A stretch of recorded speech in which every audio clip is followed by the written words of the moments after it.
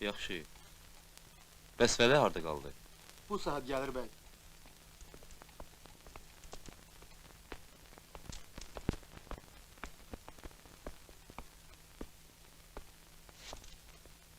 Buyurun bəy. Vəli. Biz bura Kərbəlayını görməyə gəlmişik. Kərbəlayı sizin gəlişinizdən çox sevinərdi bəy. Elə biraz bundan qabaq yuxarı kəndlərə getdi.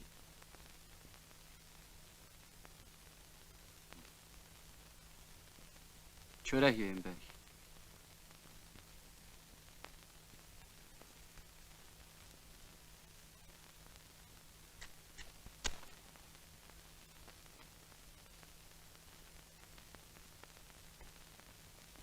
Ha, atalar yaxşı deyir, kebab qanlı, igid canlı.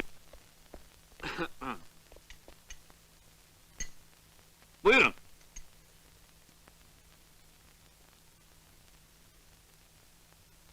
Yeyin bey, düşmən də olsa çörəyimiz halaldır. Bərəkət Allah'ındır.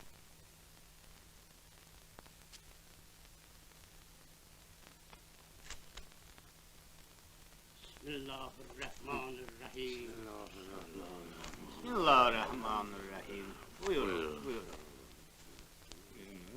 Sözün düzünü desək, biz heç vaxt sizinlə düşmənçilik eləməmişik. Özünüz başlayıbsınız.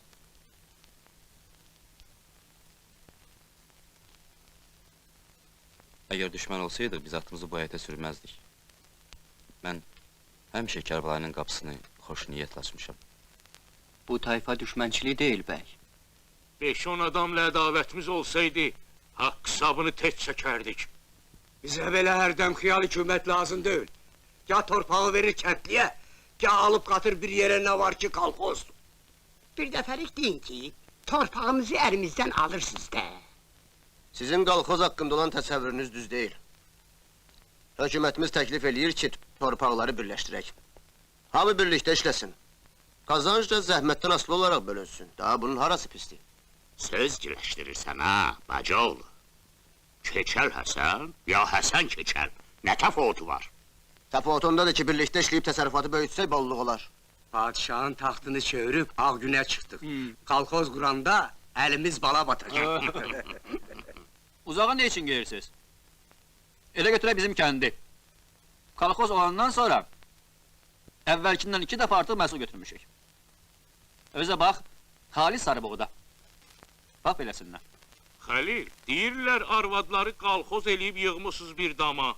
Ərləri deyən qalıb bir qıraqda, qalxoz sədrinin hökmünü yerinə yetirirlər, ha? Belə çıxır ki, hamı namusunu arını itirib, qeyrətli kişi bircə sizsiz, ha? Hislənmə bey, doğru söz acı olar.